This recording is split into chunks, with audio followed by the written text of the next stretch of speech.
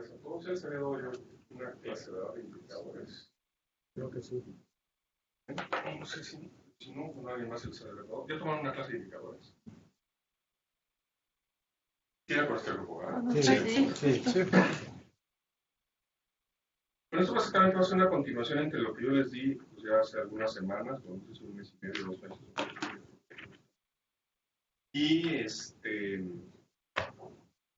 Y lo que les dio la clase pasada a esta Mariana sobre conceptualización de pareja. Esta clase va a ser un poquito más técnica, porque los índices naturales son un poco más técnicos. Dice ahí índices numéricos para, bueno, es una mera formalidad, ¿no? Porque hay índices de atrás de un libro, hay índices de muchas cosas, entonces son índices numéricos de lado más estadístico. Pero, vale, son índices, continuamente. Creo que tengo que usar esto.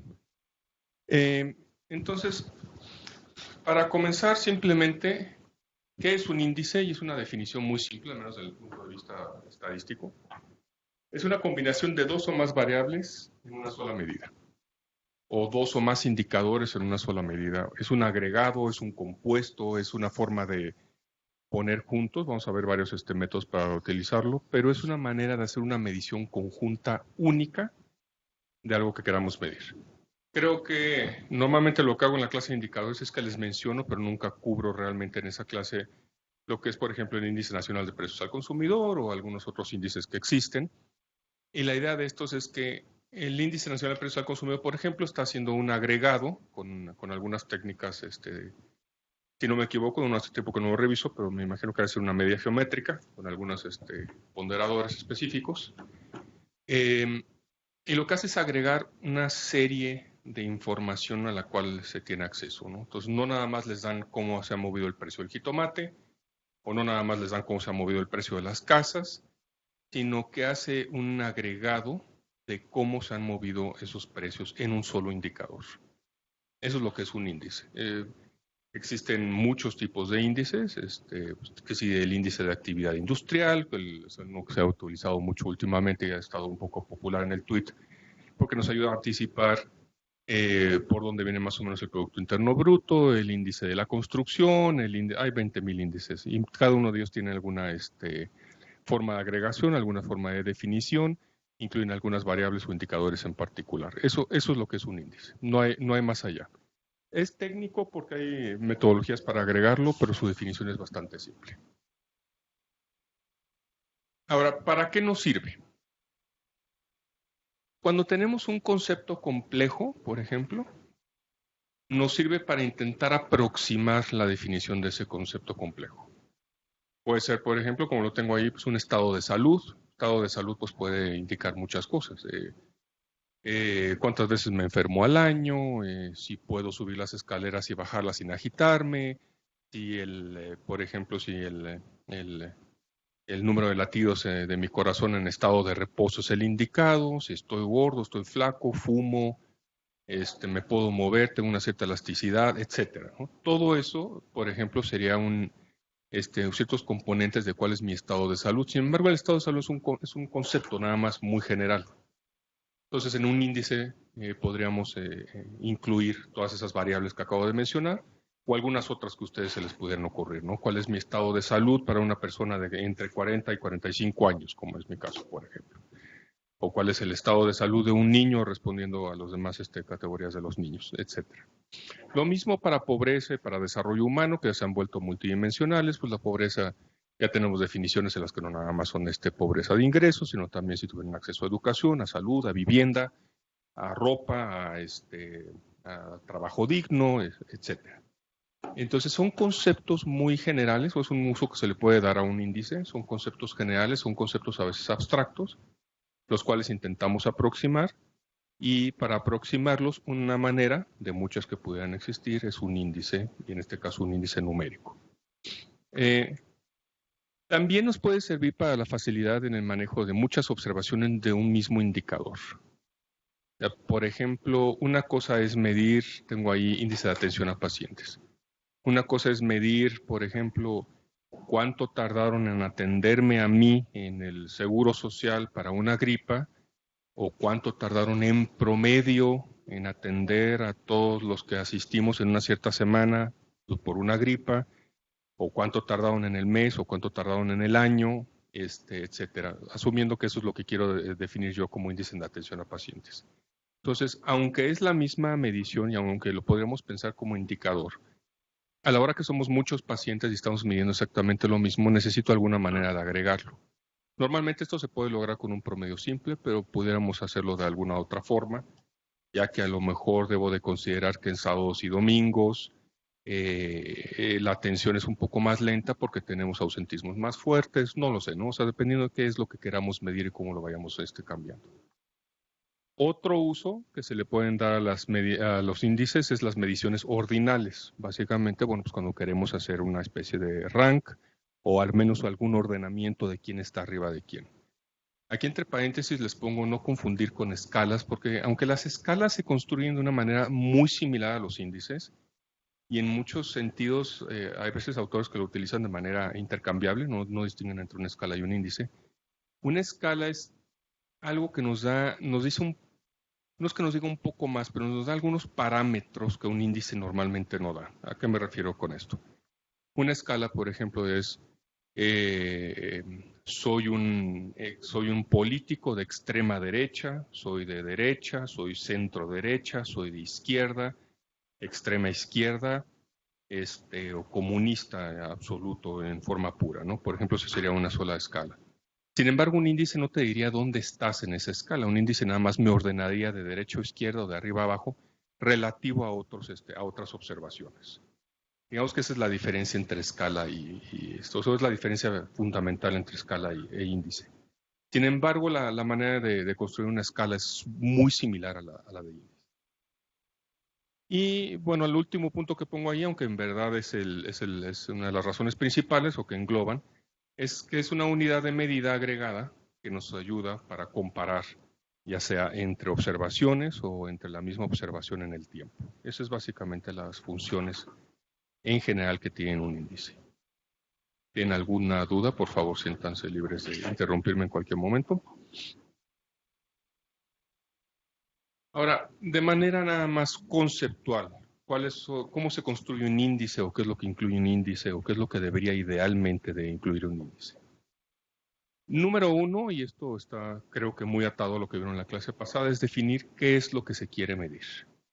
Yo sé que suena obvio, como lo vimos a veces en indicadores, también suena obvio, pero uno se puede perder. Si estoy midiendo, por ejemplo, cuál es mi salud, como les había mencionado, o cuál es la salud de los hombres entre 40 y 50 años, y quiero hacer un agregado de varias variables, entonces, pues bueno, pues debo de incluir aquellas que tengan algún cierto sentido a qué es lo que quiero medir. Más adelante vamos a ver cuestiones, por ejemplo, ahorita lo voy a hablar de general o específico, pero sí que esté absolutamente relacionado a qué es lo que quiero medir. Igual en los parámetros que les digo de, por ejemplo, que si soy de derecha o que soy de izquierda o que si tengo un índice de dónde me muevo en un espectro político, bueno, que se me hagan preguntas, por ejemplo, en una encuesta que estén relacionadas exclusivamente con esto que quiero medir. Ahora, ¿cómo selecciono, o ya que estoy seguro en qué es lo que quiero medir, bueno, cómo selecciono estos indicadores o estas variables? Aquí no estoy diciendo que indicadores y variables sean lo mismo, nada más se puede utilizar indicadores, se pueden utilizar variables, se pueden utilizar resultados de una encuesta, se pueden utilizar recolección de datos. Y número uno, que es muy atado al primer punto, es la validez, ¿no? Que estos indicadores seleccionados pues, coincidan con la medición de lo que quiero lograr. En segundo lugar, unidimensionalidad. ¿A qué me refiero esto? Que con todos los indicadores que incluya, corran en una sola dimensión. Si estoy hablando de precios, pues bueno, tiene que ser un precio el cual va para arriba y para abajo. Pero la idea es no meter una segunda dimensión. En precios no se me ocurre, pero por ejemplo, nuevamente volviendo al de partido político o al de qué inclinación política o económica tengo, vamos a decir la económica, bueno, pues si voy a tener un índice de inclinación política, la unidimensionalidad sería izquierda-derecha o socialismo, capitalismo, lo que ustedes quieran definir. Pero la idea es que no meta al mismo tiempo ahí cosas, por ejemplo, de preferencias por partidos políticos, a menos que estas me den una idea con una correlación muy alta de que por ir o tener una preferencia por un partido político, entonces me defina mi preferencia económica. Esa es básicamente la idea, en que sean unidimensionales. General o específico es qué tan general quiero el índice o qué tan específico quiero el índice. ¿Qué tan general? Creo que me es más fácil moverme en el ejemplo, por ejemplo, de definición de salud. Si lo quiero muy general, pues bueno, básicamente tendría que incluir todo lo que viene en un check-up tradicional y probablemente algunas otras variables. O a lo mejor quiero algo un poquito más específico, cómo anda mi capacidad de movilidad o cómo anda pues mi salud mental, etcétera, ¿no? Ahí nada más hay que definir o escoger las variables dependiendo de qué tan general o qué tan específico lo quiera hacer. ¿Por qué enfatizo esta parte? Porque muchas veces pudiéramos tener, por ejemplo, 3 variables que hagan referencia a mi salud cardíaca y otra variable que haga referencia, por ejemplo, a mi salud respiratoria, pero de repente yo no tengo ninguna variable que haga referencia a mi capacidad psicomotora, o a mi capacidad de atención, a mi salud en el sueño, etcétera. Entonces, ahí ya no podría estar hablando yo de que voy a tener un índice general de salud, ¿no? Voy a tener un índice un poco más específico de salud. Entonces, dependiendo qué es lo que busquemos, o del otro punto, dependiendo qué información es la que tengamos disponible. Y varianza. ¿A qué se refiere esto? A que los indicadores que yo escoja reflejen verdaderamente un cambio en el índice, y esto es muy pegado a lo de validez interna. Se refiere a que si yo con un índice o en alguna pregunta, por ejemplo, voy a medir o quiero, o es mi intención medir si soy conservador o soy liberal, entonces que esa pregunta refleje la varianza de las personas que son conservadoras y liberales. Si hago una pregunta y todos los conservadores y liberales contestan sí a esa pregunta, entonces no tiene ninguna varianza esa pregunta y no me está sirviendo como parte de mi indicador, de mi índice agregado. Eso es a lo que me refiero con varianza. Ahora, eso es con respecto a la definición y la selección de qué variables o cuáles son las características, no es qué variables, sino las características de las variables o de los indicadores que debe de construir un índice. Después, relaciones empíricas. Y tenemos 2 tipos de relaciones que pueden ser bivariantes y otras multivariantes. Las multivariantes nada más se las voy a mencionar, no las vamos a cubrir aquí. Y las bivariantes se refieren a que muchas veces hay preguntas relacionadas que si bien es cierto que no miden lo mismo, me dan una idea o pueden reforzarme un índice en una cierta dirección. Por ejemplo, el ejemplo que les di hace rato, ¿no? ¿Qué tipo de sistema económico prefieres? ¿Qué tanta intervención del Estado prefieres?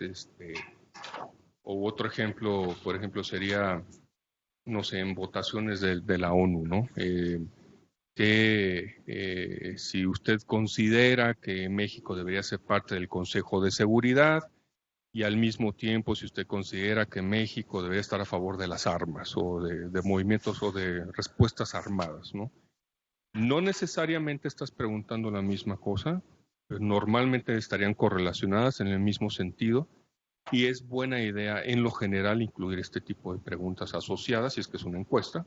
Variables, pues sería básicamente buscar las variables, para que den un poco más de fuerza a un indicador, a un índice, disculpe. A relaciones multivariantes o multivariado es cuando utilizas una herramienta estadística, que en este caso sería análisis de componentes principales, que es como básicamente descomponer los vectores en su mínima expresión posible que explican la relación entre 2 o más variables. Eso es una caricaturización básicamente de lo que es un análisis de componentes principales. Es muy socorrido ese análisis de componentes principales en regresiones para muchas cosas y en el caso de índices te sugiere, por ejemplo, qué tipo de variables o qué tipo de observaciones son las que debes de incluir a la hora de construir un índice de algún fenómeno o de alguna observación en particular que te interese. Eso es lo que hace. No lo vamos a cubrir aquí porque normalmente esto pues implicaría muchísimo tiempo, ir a regresiones desde un principio y luego el tipo de herramientas que se utilizan para esta interpretación, etc. Pero sí es importante que lo conozcan porque si de repente dicen, es que hice un análisis de componentes principales y estas son las variables que incluí dentro, a esto se refieren básicamente. Eso es ya o sea, hasta ahí llegamos en qué tipo de variables o indicadores son los que se pueden incluir o qué características deseables deben de tener. Después de eso, básicamente lo que se debe de hacer es asignar un número o rango de valores al índice. Por ejemplo, es muy común que el índice nacional de precios al consumidor, el año base, estamos hablando del año base, pero el año base se toma igual a 100. Entonces, simplemente por una regla, ya que se calculó el índice, el número que haya salido, se normaliza a 100 con una regla de 3 muy simple, eso sí, ahí es bastante simple. Y después de ahí se empiezan a hacer esos cálculos y es muy conveniente porque cualquier movimiento pues, nos hace referencia inmediatamente a un cambio porcentual. Es fácil de leer. No tiene ningún... si lo hacen o no, no importa. Pues verdaderamente nada más es una facilidad de lectura en cómo vas a utilizar esos números. Puede ser de 0 a 1 o pues, pues que se parezca un poco a una escala, ¿no? De 0 a 5. Verdaderamente, siempre y cuando tengan muy claro de dónde a dónde corre ese índice y cuáles son sus características, no importa qué número, pero sí tienen que asignarle algún número y normalmente es entre 0 y 1 o entre 0 o con una base de 100, por la conveniencia, sobre todo. Ahora bien, ¿qué se puede hacer? O estas son ya pensando ya con una persona que esté construyendo un índice, ¿qué se puede hacer cuando no existen observaciones? Y estas que no existen observaciones pueden ser por muchas razones. Mandé a un encuestador para el índice de precios y pues se enfermó y regresó con las manos vacías.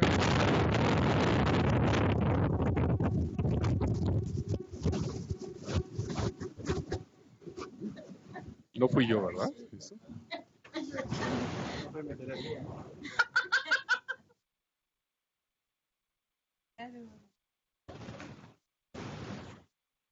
Sí, ya puedo seguir. Sí, es...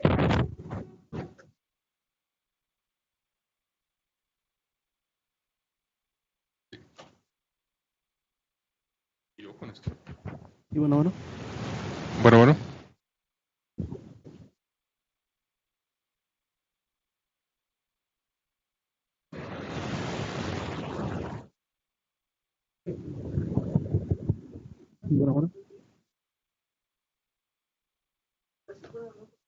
Bueno. ¿Fui yo el que causó el ruido este?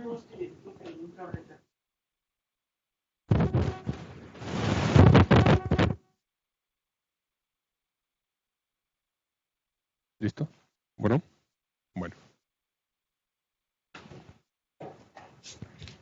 Hasta yo me desperté con esto.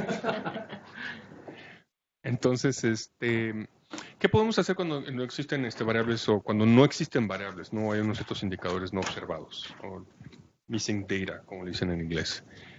Esto puede ser por muchas razones, pueden ser, como les decía, regresaron con una encuesta incompleta o la base de datos con la que estoy trabajando está incompleta, etcétera, ¿no?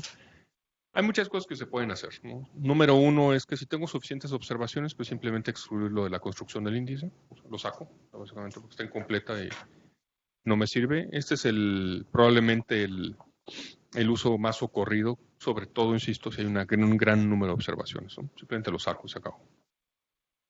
Asignar un valor por lógica, por ejemplo, cuando son encuestas, si empiezo a ver que era una cierta encuesta que no tenía, pues que no tuvo un buen pilotaje, o sea, una buena prueba de cómo estaban funcionando las encuestas, y tendían a responder, por ejemplo, sí alguna pregunta a los que estaban a favor y dejaban en blanco las otras personas que pareciera ser que estaban no a favor. Entonces a lo mejor algo había mal y pues por lógica decir, no, pues todos estos probablemente pertenecen al no. O asignar algún valor por aproximación, ¿no? O sea, imputar un dato básicamente, por decir, bueno, pues si tengo 1989 y 1991 y entre el 1989 era un valor de 100 y 81 era de 102, pues a lo mejor puedo sacar un promedio, etcétera. Existen muchos métodos. Estoy simplificando aquí los métodos, hay metodologías bastante más complejas que esto. Y todo esto presupone siempre que la ausencia de datos es aleatoria. O sea, que no hay algo que esté impidiendo que no haya los datos. ¿Qué quiero decir con esto? Por ejemplo, que En el caso de, por ejemplo, de observaciones, vamos a decir que quieres hacer un índice de comparación de las observaciones de la capacidad industrial a nivel internacional. Es probable que empieces a ver que los países menos desarrollados son los menos capaces de estar desarrollando esos índices. Y por lo tanto, la falta de esa información no es aleatoria, sino está correlacionada con el nivel de ingreso y de capacidad de Estado que tiene. Entonces, es una ausencia no aleatoria de observaciones. Y entonces necesitarías otro tipo de metodología para intentar imputar los datos faltantes, o simplemente puedes decidir no incluirlos. ¿Y no se estaría sesgando de alguna manera? Sí, todo tiene un sesgo, exactamente. Cuando es aleatorio no hay tanto problema, o sea, porque puedes sacar, básicamente lo que haces es sacar con que múltiples regresiones para ver qué tipo de datos es el que debería de faltar en ese punto, tomando en cuenta todas las demás observaciones. Es un método socorrido. Cuando son cambios muy lentos, por ejemplo, indicadores de desigualdad, pues a lo mejor tengo el de 97, 99, 2004, y te das cuenta que la variación es verdaderamente de 0.01, 0.02 en el Gini, pues puedes sacar un promedio y no perder, por ejemplo, toda la demás información que te esté alimentando de algo. Pero ahí ya son, pues básicamente tienes que ir decidiendo en caso por caso qué es lo que vas a estar haciendo con los datos, o simplemente sacarlo. Insisto, si tienes un número de observaciones muy grande, es muy fácil simplemente sacarlo. Si tienes alguna razón para pensar que fue una falta aleatoria, pues puedes utilizar alguna metodología para rellenar ese dato. Luego, la validación del índice, ¿a qué se refiere? Básicamente a validez interna y validez externa. La validez interna es algo muy simple, pero sí hay que estarlo checando, es que si estoy midiendo pobreza y una de mis variables es capacidad de gasto en tortillas, vamos a decir. Si estoy viendo que su capacidad de gasto en tortillas se reduce, el índice de pobreza debe de medirse en la misma dirección, o sea, debe de aumentar al menos el grado de pobreza. Es lo que se refiere con una consistencia, una validez interna. Los movimientos de cada uno de los componentes deben de estar acorde con la medición que estoy haciendo. Parece simple, pero en índices un poco más complejos no siempre es cierto, o se equivocan y lo ponen en el denominador sin querer, o le dan un ponderador sin querer también en un radio igual de denominador y empiezan a hacer trayectorias en el sentido opuesto. Entonces a eso se refiere con validez interna. Y validez externa es básicamente que el índice esté asociado con cosas lógicas, ¿no? Por ejemplo, si estoy viendo que... Este es un buen ejemplo de validez externa. Si estoy midiendo, por ejemplo, que empieza a existir una mayor preferencia en el electorado, según mi índice, por un sistema económico más el de libre mercado, entonces tendría que haber unas ciertas correlaciones con el partido político más asociado a ese tipo de cosas, o con preferencias solicitadas al Congreso en esa dirección. Eso es básicamente a lo que se refiere con validez externa. O sea, que verdaderamente me esté reflejando lo que quiero medir.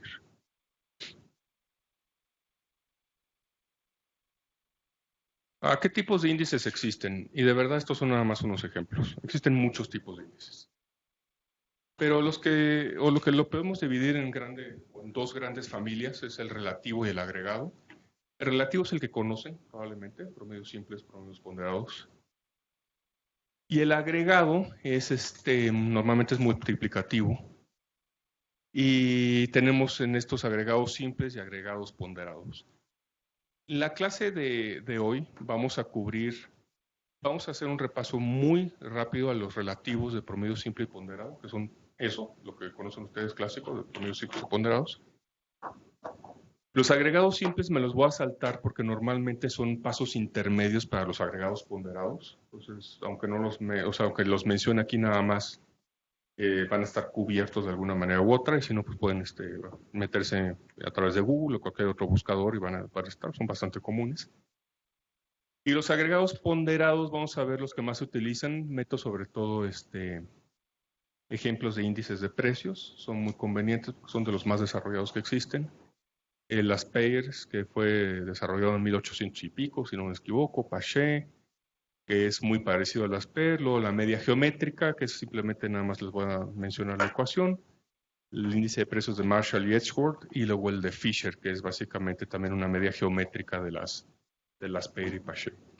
Y después de eso les voy a mostrar de manera teórica cómo se construye el índice de desarrollo humano que tiene la UN, que es básicamente una combinación de construcción de índices hasta llegar a un índice final. Entonces, el primer paso, esperemos que acuerden un poquito su matemática, pero aunque se vea un poquito simple, digo, feo, es bastante simple. Promedio simple es, pues bueno, pues tengo un número de observaciones, un número de indicadores, un número de variables, y simplemente las sumo y los divido entre el número de variables, ¿no? Eso es un promedio simple. Y esa es su representación general. Promedio ponderado es que puedo decidir asignarle un cierto valor distinto a cada una de las variables que estoy metiendo al promedio. En un promedio simple, de manera implícita, le estoy dando un ponderador equivalente a cada una de ellas. 1 sobre n es el ponderador que le estoy dando a cada una. Y en el ponderado no necesariamente tiene que ser 1 sobre n. Existen ponderados donde el ponderador suma 1, que es el ejemplo que les pongo aquí porque es el más ocurrido, pero no necesariamente tiene que ser 1. Ahora, ¿por qué es conveniente que sea 1? Bueno, pues porque me da una... Al menos está normalizado a que la suma de los ponderadores sea igual a 1 y entonces es mucho más intuitivo ver a qué le estoy dando más valor y ese a quien le esté dando más valor le estoy quitando una relativa importancia a otra variable que estemos observando.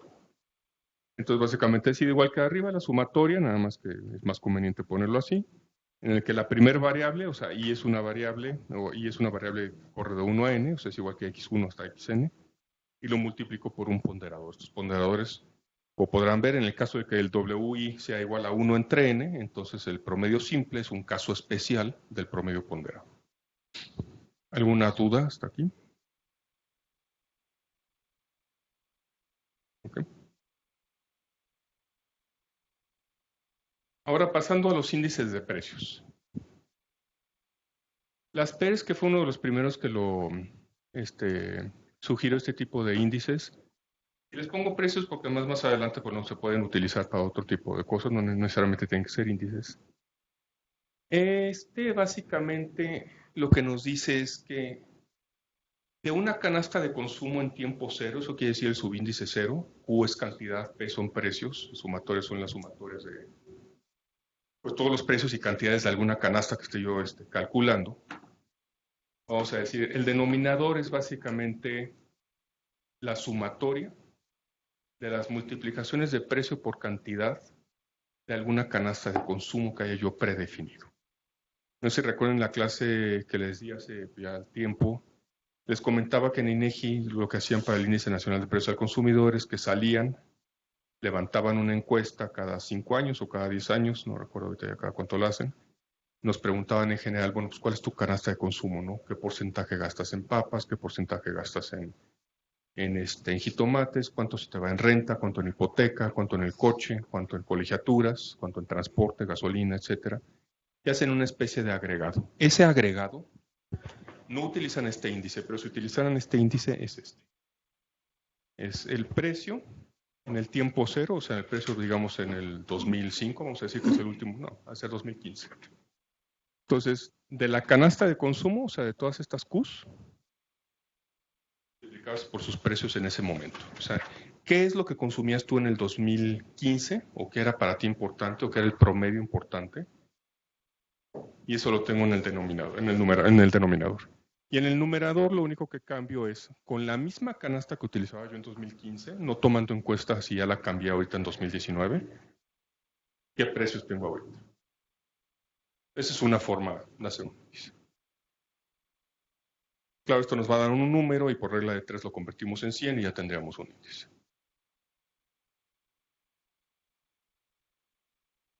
Entonces, vamos a decir que hay aquí 3 productos, entonces sería P10, P20, P30 contra sus cantidades. Y acá lo único que hago es que en un tiempo después, esta T puede ser igual a 1, 2, 3, lo que sea, o sea, 3 años después, 5 años después, un mes después. Lo único que hago es observar estos mismos precios por la cantidad que se estaba consumiendo de algún producto. ¿Pueden ser los precios actuales? Normalmente estos son, sí, pueden ser precios actuales, o sea, pueden ser esto lo único que te indica es un precio en el pasado y un precio en el futuro. Normalmente esa división va a ser mayor a 1. Entonces le restamos un 1, lo multiplicamos por 100 y ya tenemos un porcentaje de variación.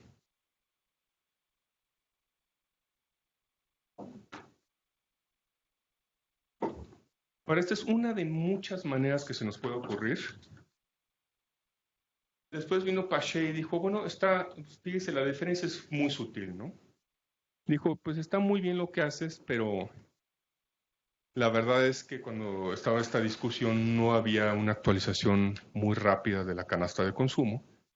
Entonces lo que dice es, en lugar de tomar la canasta de consumo de hace 5 años, 10, 15 o cuando lo hayas establecido, ¿por qué no tomamos en cuenta la canasta de consumo que haces hoy? Entonces son probablemente otros productos, pueden ser los mismos, pero muy probablemente van a diferir. Y nos vamos al pasado y tenemos un registro de sus precios en el pasado y los precios hoy en día. Entonces básicamente las PERS me dice, de la canasta de consumo que había en promedio a nivel nacional hace 5, 10 o 15 años o cuando se haya construido la base para el índice, ¿cómo han subido esos precios? Pache nos dice, de la canasta de consumo que tienes ahorita, hoy en día, independientemente de cuál haya sido tu canasta de consumo en el pasado, ¿cómo han subido esos precios? Es útil, pero tiene diferencias, o sea, tiene interpretaciones distintas. Y la canasta de consumo de cada uno de nosotros va variando en el tiempo. Tienes hijos, no tienes hijos, entonces pagas colegiatura, no pagas colegiatura, ya estás grande, entonces gastas en unas cosas, trabajas, hay que comprar saco, corbatas, pantalones, de vestir, a menos que seas profesor, te vienes de jeans, etc. O sea, no hay una sola canasta de consumo, básicamente como se llama, nuestra vida económicamente activa. O sea que el precio es fijo, el precio es el del inicio. Sí, el precio es básicamente, este precio hace referencia inicio. a esta cantidad, a esta canasta. Ajá. Y la cantidad es la que se mueve conforme el tiempo. Sí, aunque aquí cantidad no significa número, no significa nada más número de jitomates, sino que a lo mejor yo consumía jitomates y ahora consumo pepinos. Entonces, vamos a decir que fuera un solo producto. Vamos a decir que lo único que consumo en la vida eran jitomates antes y luego cambié a pepinos porque ya no aguanto las semillas del jitomate. Aquí lo que se mediría básicamente es, pues no sé, consumo un jitomate al día, entonces vamos a decir que son 30 jitomates por el precio de esos 30 jitomates. Y aquí arriba es otra vez los 30 jitomates por el precio del día de hoy contra el precio del día de ayer o de hace un mes. En el futuro sería, yo ya no consumo jitomates, yo consumo pepinos. Entonces tomo el precio del pepino, bueno, lo que consumiera de pepino contra el precio de los pepinos. Este es muy simple el ejemplo que estoy dando, entonces dirías, pues bueno, ahora consumes pepinos y te interesa eso, pero normalmente es una canasta completa de consumo. Y depende qué es lo que quieras medir.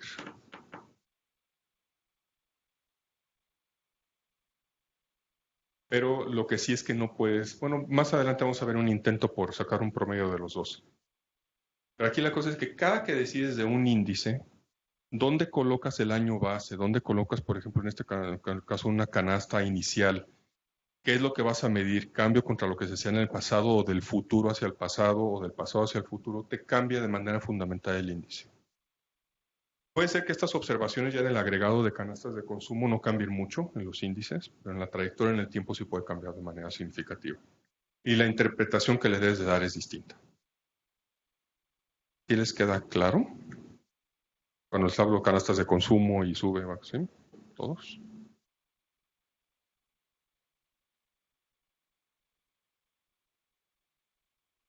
Ahora bien, esto es simplemente una ecuación que quiero que se familiaricen tantito con ella. Es una media geométrica, existen muchas medias, pero básicamente les voy a hablar nada más de medias aritméticas y medias geométricas. Media aritmética es simplemente un promedio, es lo que vimos, x1 más x2 más xn dividido entre n, es una media geométrica. Y una media aritmética. Una media geométrica es lo mismo, pero con multiplicaciones y sus operaciones inversas, o sea, una raíz. ¿Qué es esto? Bueno, este símbolo es el de multiplicatorio, entonces voy a multiplicar x1 por x2 por x3 hasta xn. Y ya que los haya multiplicado, agarro esa misma n y le saco la raíz correspondiente, ¿no? Cuadrada, cúbica, cuarta, quinta, sexta o hasta donde llegue.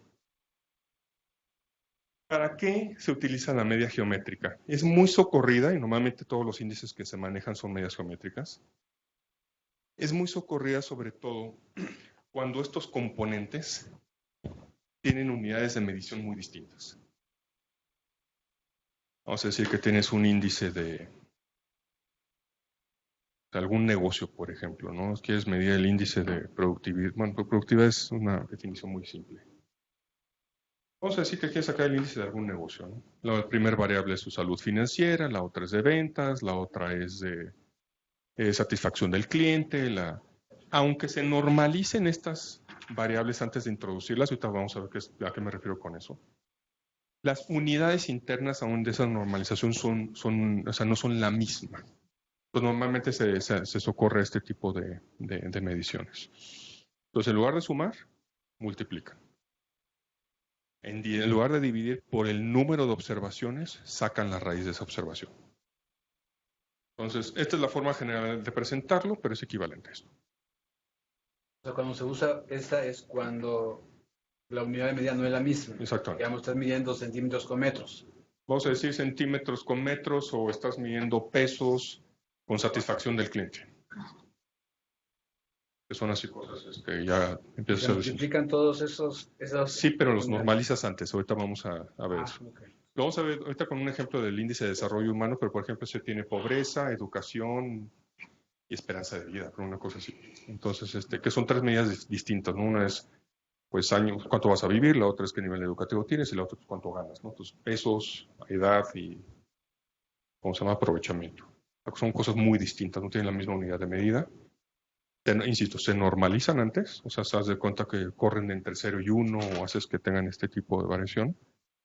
Pero aún así, como no es la misma unidad de medida, se socorre este tipo de cosas para que si hay en alguna variación o alguno de estos tengan, si es que alguno de estos tiene variaciones más fuertes, no repercuta tan fuerte de manera artificial en el cálculo total del índice. Es lo que se intenta hacer con esto. Y la medida aritmética sí debe de ser unidad, la misma unidad. Normalmente debe ser en la misma unidad, sí. Y si no te metes en ese problema, por ejemplo. Porque para sacarle un promedio a cuántos años de estudio tengo, con cuánto gano, con cuál es mi esperanza de vida, pues va a ser un relajo. O sea, te antoja hecho medio imposible, aunque los normalices. O sea, te va a dar un dato un poco raro. Ahora, esto tiene sus problemas también, o sea, tampoco es perfecto, lo único que hace es suavizar los efectos muy bruscos. Y al final de cuentas es un índice. Este es otro índice de precios, el de Marshall-Edgeworth, que básicamente, si se fijan, lo que intenta hacer es como quitarse el problema de, bueno, pues qué canasta de consumo voy a utilizar. Utilizo la de hace 10 años, utilizo la que utilizo el día de hoy. O sea, no se pierdan tanto en la anotación, sino vamos a checar nada más esto. Es igual. Hagan de cuenta que es esta y esta combinadas, nada más que la diferencia está aquí. Dices, bueno, pues tengo la canasta de consumo de mis pepinos, pero antes consumía jitomates, entonces los voy a sumar y los voy a dividir entre dos, tal cual, es un promedio. Obviamente normalizados. Y lo voy a multiplicar por el precio. Claro que estos son canastas de consumo, ¿no?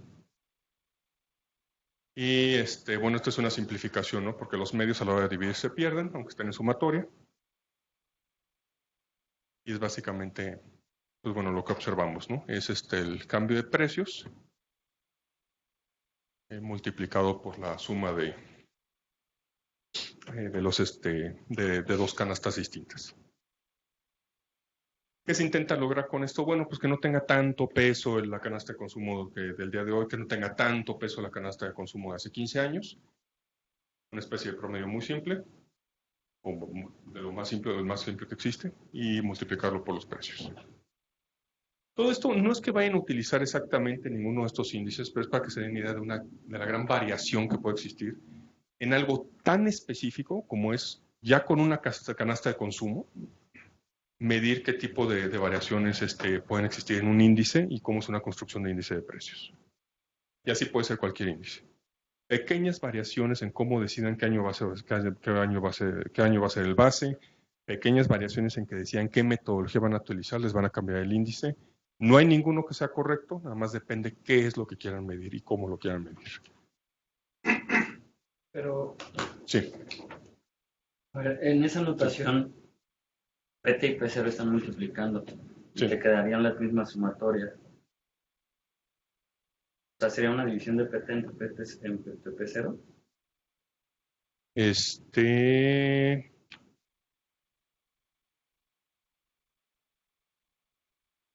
Deja ver si no cometí un error. Entonces, nada más en la ecuación.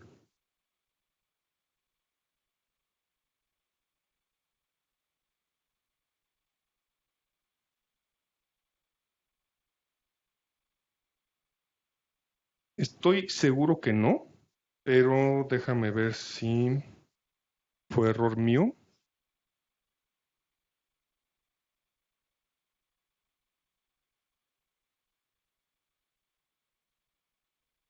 ¿O hay alguna propiedad aritmética que no te permita hacerlo?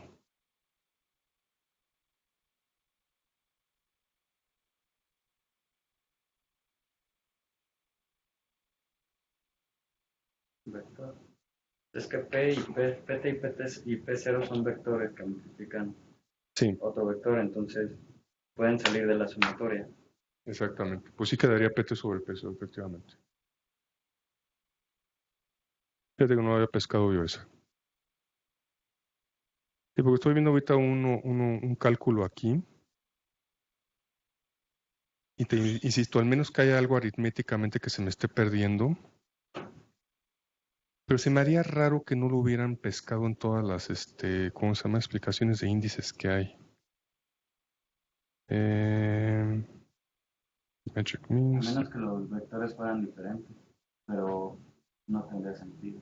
Es que habías dicho que iba a ser una combinación entre Pache y la otra. Sí, sí, sí, Entonces sí. yo creo que ahí falta combinarlas, ¿no? No, la combinación está aquí en que estás tomando estos dos.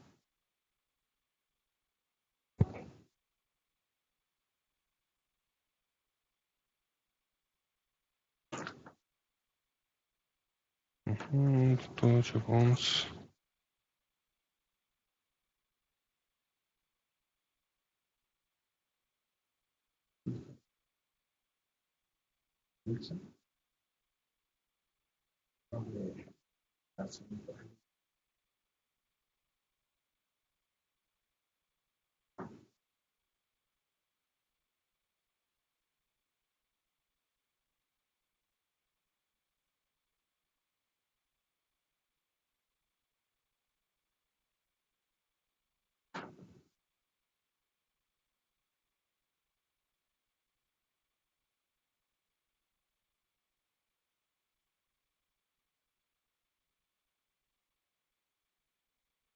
¿Sí puedes sacarla? Porque lo que haces aquí es por cada T individual, ¿no? Ese es el Es que problema. son individuales, más bien. Exactamente. Sería PT por Q0 más PT por QT. Entonces, en Exactamente. ese caso ya no puedes. Entonces ya no las hacer puedes sacar, exactamente, esa es la cosa. Pues aritméticamente no la puedes sacar. Porque son individuales. O sea, aquí falta ya vi la confusión. Aquí falta un subscrito I, por ejemplo. QIT, QI0 y QIT. Y ese es el problema. Ya. Sí, porque se me haría raro porque esta ecuación la he visto por años así y que no hubiera sido nada más, bueno, pues PT por P sobre P0 y vámonos, ¿no? Pero sí, aritméticamente no la puedes sacar.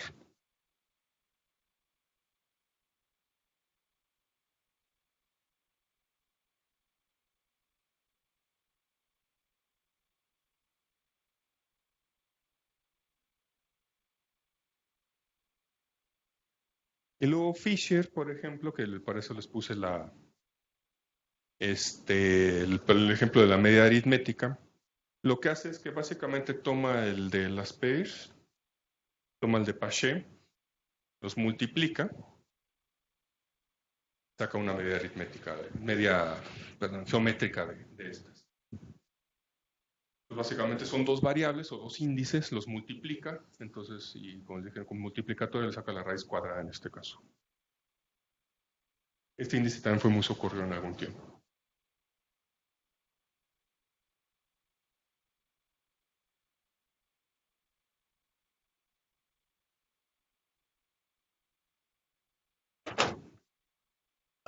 ahí no sería media geométrica. Abajo. Sí, es media geométrica, disculpe.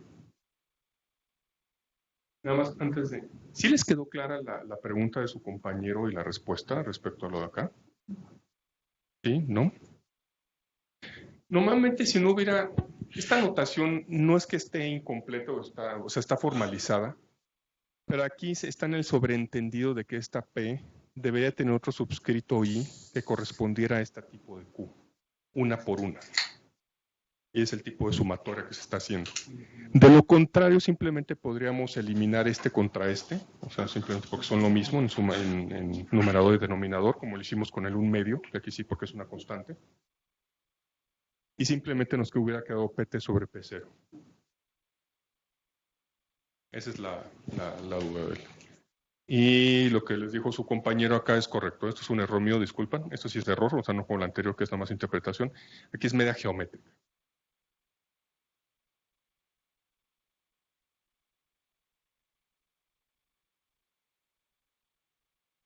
Ahora, ¿cuáles son los límites de todo esto que les acabo de contar? Bueno, número uno es que puedes tener problemas con la selección de indicadores o variables. ¿A qué problemas me refiero? Bueno, pues puedes salir a ver cuál es la canasta de consumo, por ejemplo, de un país o de un estado y obtengas los datos incorrectos, hagas las preguntas que no debes de hacer o que no son apropiadas con respecto a mis preferencias políticas o mis preferencias de un sistema económico. Lo segundo, que este es un problema de cualquier índice, es que miden aproximaciones generales. Es una aproximación. Es un artificio aritmético, geométrico, matemático. Eso es lo que es. Es un número nada más que nos da alguna base para comparar. Pero no va más allá. Y sobre todo su fuerza está en comprender cómo fue construido para entender exactamente qué es lo que estamos midiendo. Luego, cuando pasa mucho tiempo, pues pierden validez o van perdiendo validez. No tanto interna, sino sobre todo externa. Puede haber errores en la ponderación. Hay muchas ponderaciones que probablemente son un poco más directas, como es la del índice de precios, pero hay otras ponderaciones que son un poco más subjetivas. Ahorita lo vamos a ver. O un año base que no sea relevante, ¿no? Por ejemplo, de repente salía a preguntar en 1995, se me ocurre salir a preguntar cuál es mi canasta de consumo a la mitad de una crisis financiera. Entonces, si hago eso, pues sí, muy probablemente mi canasta de consumo me va a decir, pues gasto el 50% de mi ingreso en pagar tasas de interés hipotecarias, y me va a mover completamente mi canasta de consumo. No es que no sea relevante para ese año, porque es una realidad que está sucediendo, pero probablemente para 1 o 2 años después, en los que ya no hay crisis, esa canasta de consumo pues, va a ser no representativa de lo que está sucediendo con las personas que lo estén utilizando.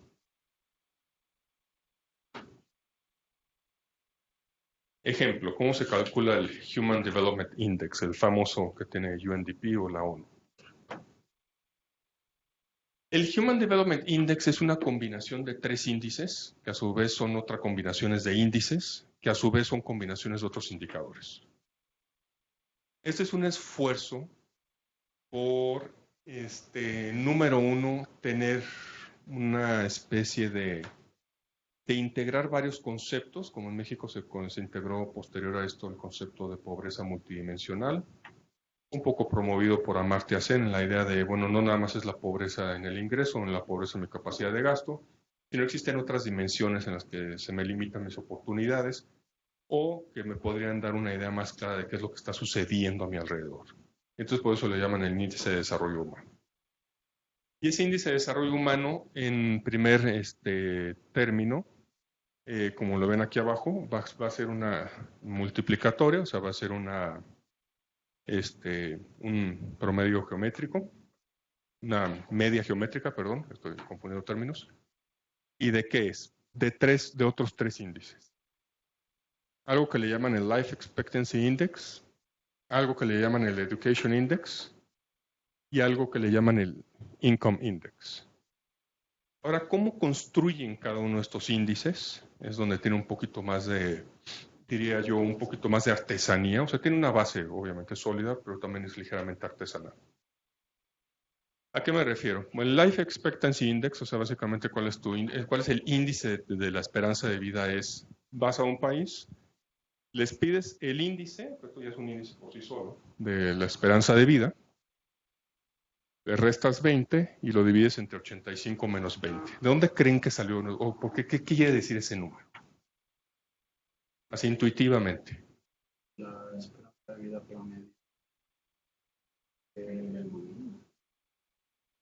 país desarrollado, Sí, ¿ese cuál sería? Estados Unidos. No, sí, pero ¿qué número te estás refiriendo? 85. Exactamente. Esa es la intuición. Tomas la esperanza de vida de los países desarrollados, que estaba alrededor de 85, la esperanza de vida más baja que existe o llegó a existir registrada, ya no hay ningún país afortunadamente en ese nivel, que sería de 20. Y lo que agarras es que tomas la esperanza de vida del país en cuestión, que también tiene su método de cálculo, y lo pones aquí. Normalmente el Human Development Index tiene mucho, o bueno, se utiliza para medir el desarrollo de países no tan desarrollados como estos, entonces normalmente este número no va a ser 85, va a ser menor, pero no hay nada que lo limite a ser mayor a 85. Entonces básicamente este número corre de un máximo número de 1, 1.1, 1.2 por ahí, y mínimo, pues, digo ya en la vida real, creo que los peores estaban en 45, entonces pues va a ser por ahí de 0.5, 0.4 probablemente. Más o menos cómo va a correr ese número. Ahora, si se fijan, con todos los demás índices estoy haciendo algo parecido. A esto me refiero con estar normalizando los números antes de multiplicarlos. Van a tener un rango de valores similares. Y por eso la construcción de esa manera. Ahora, el Education Index es similar. Es el MYSI, básicamente es el Mean Years o el promedio de años, o el Mean Years of Schooling Index, el cual es igual al Mean Years of Schooling entre 15. E igual les aviento la misma pregunta que hace rato, ¿por qué entre 15? ¿O dónde viene ese número? ¿O dónde se imaginan que viene ese número? Porque seguramente estoy comparando alguna etapa de escolaridad como de licenciatura. Exactamente. Entonces, en promedio, más o menos, los países, ¿cuál es el máximo más o menos promedio? Porque estos son todos los habitantes. ¿Cuál es el máximo número de años de estudio que tienen en promedio los países desarrollados? Por ejemplo, anda por alrededor de 15. Entonces te sirve como base de comparación, entonces vas a dividir el número promedio de años que tengas en tu país sobre el número 15. Ninguno te va a dar realmente 1, puedes aproximarte a 1, a lo mejor eres una excepción, ¿no? No sé, vamos a decir que eres Cuba, probablemente estás arriba de 15, y te va a dar 1.2, 1.3, 1.1. Y hacia abajo, pues sí puede llegar a tocar 0, ¿no? Dependiendo de qué país estamos hablando. E igual el Expected Years of Schooling, que esto sí es una estimación de otro índice, y entre 18, que 18 es el número de años que necesitas para cursar esta maestría. Me parece que es la definición que tiene. Combinas esos dos, los divides entre 2, entonces tienes una especie de Education Index. Que va a correr entre algo cercano a 0 y algo cercano a 1. Muy parecido al rango de unidades que tienes acá.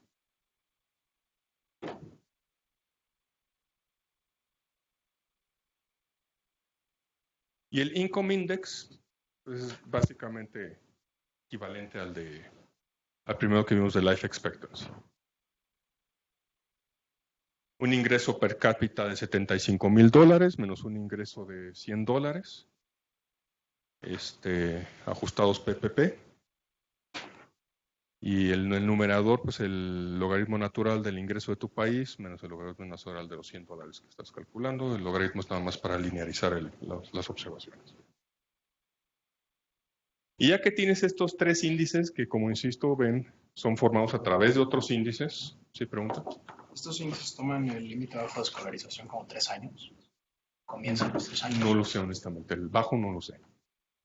Pero, lo que pasa es que esto es un promedio nada más de los años de escolaridad que tienes hoy. Y es los años que tú esperas que tu población vaya a estudiar.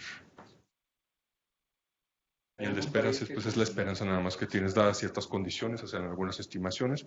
Por eso les digo, esto es un índice conformado de otros índices que a su vez son índices que son indicadores. Entonces, es bastante larga la cadena de construcción de este índice. Pero este son, o sea, qué bueno que me lo dices, este es algo que ya sucedió, este es algo que puede suceder. Es como el de life expectancy. Haces algunas estimaciones, son normalmente estimaciones actuariales, de pues más o menos por dónde vas a andar la esperanza de vida de la gente. La esperanza de vida de nacimiento, en el momento de nacimiento.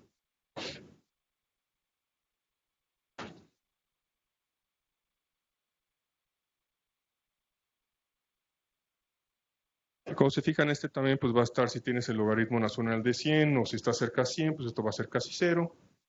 Y si estás pegando a los 75,000, pues va a ser cercano a 1. Ya que tienes entonces estos 3 índices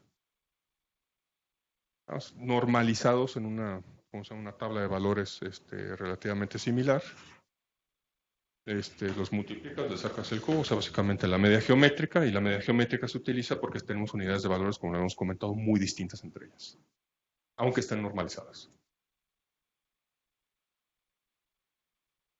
¿Dudas?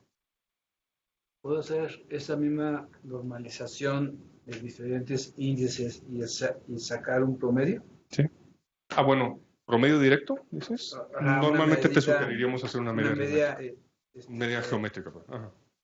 La otra media, que es la aritmética, normalmente no se recomienda.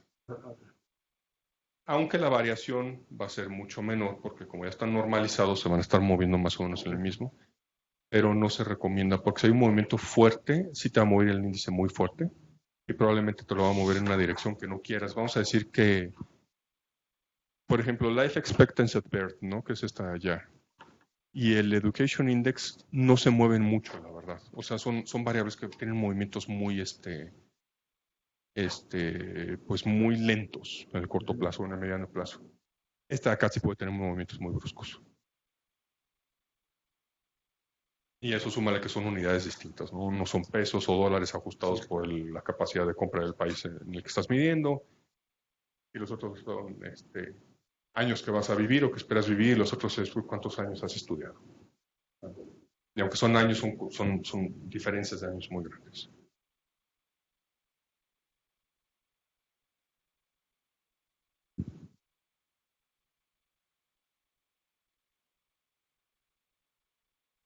Muy bien. Vamos a la mitad de la clase más o menos. ¿Quieren hacer un pequeño break? Porque les voy a poner el ejercicio que quedé pendiente ponerles esa vez, pero ahora un poquito más complicado. Y lo que les voy a pedir es que con cualquiera de estas, o de de acá atrás, o o el que ustedes quieran, excepto estos dos no los voy a dejar, pero cualquiera de los índices compuestos, o sea, básicamente agregativos o agregados, se les conoce. La jefa de la Ciudad de México les quiere pedir su ayuda para hacer un índice de cómo se ha movido la criminalidad en la Ciudad de México y otro índice para saber si han cumplido o no con un programa de capacitación de policías. Que van a estar unos datos pues ficticios. Y vamos a ver cómo se mueven esos índices y lo sensibles que son a las decisiones que vayan tomando. Entonces hacemos un pequeño break. Solo como estaba buscando lo del índice y la simplificación que presentas está mal, porque justo es la sumatoria de la multiplicación de cada P, de P1 por Q, y entonces no podemos hacer, o sea, no es la sumatoria de o sea, si no podemos hacer esa eliminación es porque es la sumatoria de PT por Q0 más la sumatoria de PT por QT. Y no puede tener un factor común porque son sumatorias. Pero ¿por qué no puedes tener la sumatoria de PT por Q0 más PT por QT de mismo X? La que sigue, la que sigue, la que sigue. Ajá, pero quedan las sumatorias de PT por Q0 más la sumatoria de PT por QT. Y esa ya no la puedes simplificar. Pero, ¿cuál es el error? El abreviar, o sea, ese PT no lo puedes sacar como factor común. No, sí, ese era el punto, exactamente. Pero no tiene un error la notación, ¿no? Pues según aquí lo que vi, la notación que ponen es sumatoria de PT por Q0 Ajá. más, o sea, el problema de esa notación es que sería PT por Q0. Eso sería, eso no es igual a la sumatoria de PT por Q0 más la sumatoria de PT por QT. No sé si me... No sé si te explicas, pero lo que no estoy seguro es que si no sean iguales. Porque ahí está diciendo la sumatoria de PT por Q0 más PT por QT y todo abreviado en un paréntesis. No, es lo que está diciendo la sumatoria de PT Por Q0 más por Q0 PT. más QT. Ajá, pero si sacas el paréntesis sería ahí la sumatoria de PT por Q0 más PT por QT. Y en realidad lo que tú quieres es la sumatoria de PT por Q0 más la sumatoria de PT por QT. No, Es lo mismo. no. A ver, la original es aquí, ¿no? Pero tú lo que quieres es, a ver, vamos a avanzar. Tú lo que sí quieres es sumar estos dos y dividirlos entre dos, o sea, esa es la original. O sea, no la quieres separar, la quieres sumar. Ok, va. Es que si haces ese factor, normaliza. Es que ahí no, si están así sumadas, no entendería por qué no llegar al PT entre P0. A ver, déjame de hecho la mata con ellos. Y si quieren, tomen el break.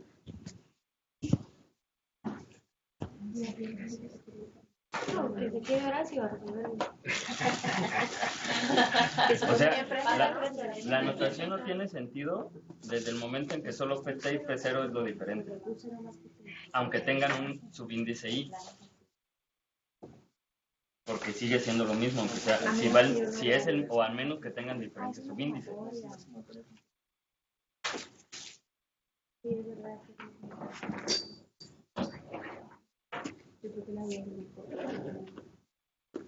O tendrían que tener diferentes subíndices, pero estaría como muy raro.